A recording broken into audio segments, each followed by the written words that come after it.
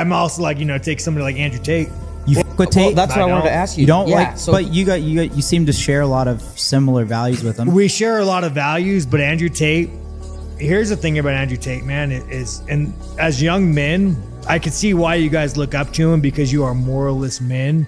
You have no values. You have no positive male role models.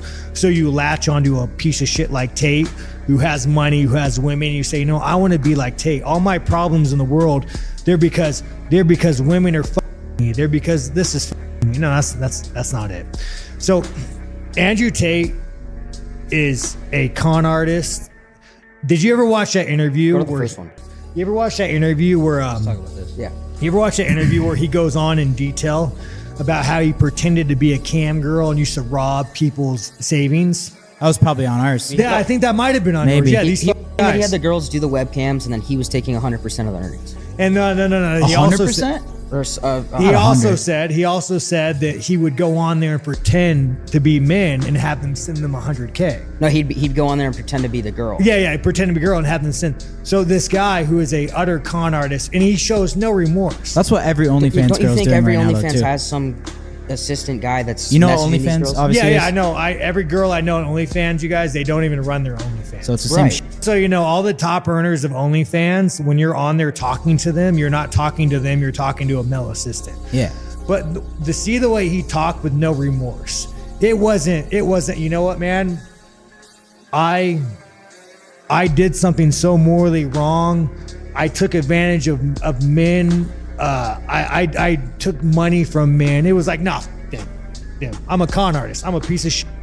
So Andrew Tate, you guys, if you want to look up to a guy like Jordan Peterson. He understands masculinity, honesty, how to be a fucking man.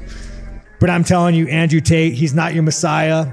He would turn you out for $1. He's a fucking pimp. He's a whore. Do you think anything he does preach there's good is and bad positive? in everyone. But he's good and bad, but he's a con artist. What I'm saying is, like, for instance, practice what you preach. Practice what you preach. Yeah. Andrew Tate found a con and he's running with it and he's making a lot of fucking money. And don't be like him. Don't want to drive a Bugatti and like Andrew Tate, you guys. There's so many better male role models to have. And he is the definition of trash. Let me tell you, if Andrew Tate was right here, bro, he wouldn't even make eye contact with me. He'd be so fucking scared of me. So we'll conclude this, dude. Just, I'm going to keep rocking my Hyundai accent. We're going to keep making money. Chevy Volts. And fucking thank you guys, because you are the reason why I got this fucking shot. That's fucking. But I'm telling you right now, dude, if you meet a girl and she doesn't want to be with you while you're driving a fucking Hyundai accent, she ain't the fucking one, dude. So, because that just means she's not a high value woman. You gotta get you a high value woman, not the low value women. Red pill, blah blah blah. Some fighter the other day, I can't remember his name. I think he was a boxer, maybe a boxer or an MMA guy, saying something like, yeah, those guys used to scam people with their webcam models. They're a bad role model for whatever. What? One, you're a fucking hypocrite. Let me explain why that guy's a hypocrite. When you run any type of entertainment business, whether it be a Twitch streaming agency, a Rumble streaming agency, a Kick streaming agency, a webcam streaming agency, or whether you're a boxer or a fighter, you are leaving the door open for some people to completely abuse vices in your name, and you have nothing that you can do about it.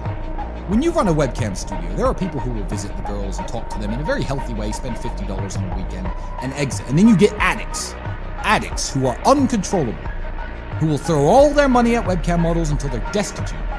And the addict cannot be saved and cannot be helped by not running your business. You close that down, the addict's going to go to someone else. Now, for this guy, a professional fighter, to sit there and say that I should have some remorse for the addict or some control over what the addict does is embarrassing, because he is yet to turn the mirror on himself. He is an entertainer. He is fighting in the ring. He is providing entertainment for these millions of people around the world watching him. You think people don't bet, my G? You think people don't bet healthy amounts of money on your fights and hope that you win, and when you win, profit from it? Yeah, that's cool.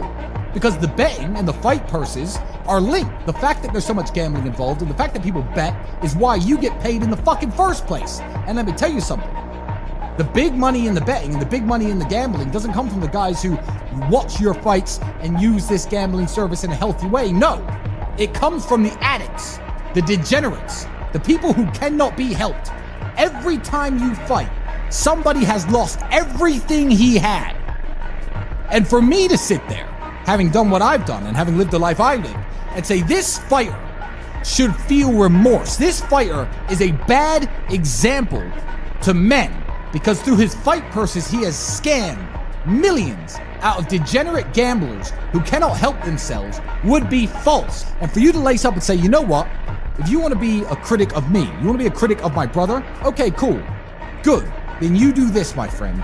You say, I will fight for money at a much reduced fee as long as nobody in the world can gamble on my fights. That way I've protected everybody and I'm completely responsible and I did not, no betting website scammed some gambler out of his cash. Don't, when you're in the entertainment business that bankrupts families and people because of their lack of self-discipline, don't you dare lecture me, little man, about what I've done in my past. Because the addicts cannot be helped. I'll tell you what I do. You would lose all your fight contracts and all your sponsorships if you said something like, no one bet, no one gamble on fights. No, everyone stop it. You got into the octagon. Thanks for watching me. Got into the boxing ring. Thanks for watching me. But don't ever gamble and don't bet. You'd lose every contract you have. I come along. Even when I was running my webcam store years ago, I would do podcasts about the ins and outs of it and advise young men never to partake in these activities. Do not lecture me. I'm talking to 2 or 3 people. You probably know who you are. You'll probably see this. I don't give a shit. And you're all broken. So yeah, how do I conflate being anti-pornography and having run an adult entertainment business in my past? My knowledge from the business is what made me anti-pornography. Otherwise, I probably wouldn't give a shit about the issue. And I'm a loud voice on this issue. And I'm changing young men for the better. So, don't lecture me. The reason why I drive like a shitty Hyundai is one, I'm cheap, very cheap. But like, the entire world makes you feel inadequate. Everything we do, from what you wear to what you drive, you are born living in the fucking commercial. When you're a little infant and you're watching TV, you are born looking at Audi and Mercedes commercials. When you're handing a kid a cell phone, they are born, they're being fucking brainwashed. And like, dude, I love America more than anything.